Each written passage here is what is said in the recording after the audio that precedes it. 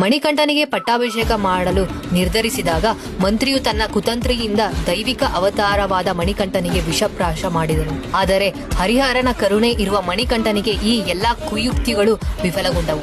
ತನ್ನ ಯೋಜನೆಗಳು ಭಂಗವಾಗುವುದನ್ನು ಕಂಡ ಮಂತ್ರಿಯು ರಾಣಿಯನ್ನು ತನ್ನತ್ತ ಸೆಳೆಯಲು ಪ್ರಯತ್ನಿಸತೊಡಗಿದನು. ಸ್ವಂತ ಮಗನು ಜೀವಿಸಿರುವಾಗಲೇ ಮಣಿಕಂಠನನ್ನು ರಾಜನನ್ನಾಗಿ ಮಾಡುವುದು ಸೂಕ್ತವಲ್ಲ ಎಂದು ಅವಳಿಗೆ ಬೋಧಿಸಿದನು.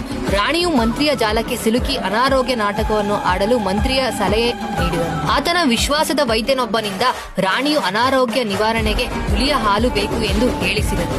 ಹುಲಿಯ ಹಾಲನ್ನು ಹುಡುಕಲು ಹೊರಟ ಮಣಿಕಂಠನನ್ನು ನರಭಕ್ಷಕರಿಗೆ ಆಹಾರವನ್ನಾಗಿಸುವುದು ಅವರ ಉದ್ದೇಶವಾಗಿತ್ತು.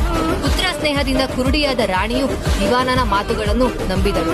ಈ ಕಾಯಿಲೆಯನ್ನು ಗುಣಪಡಿಸುವವರಿಗೆ ಅರ್ಧ ರಾಜ್ಯವನ್ನೇ ಕೊಡುವುದಾಗಿ ರಾಜಶೇಖರನು ಡಂಗೂರ ಸಾರಿಸಿದನು. ಮಣಿಕಂಠನು ಹುಲಿಯ ಹಾಲು ತರುವ ಸಲುವಾಗಿ ಹೊರಡಲು ಸಿದ್ಧನಾದನು.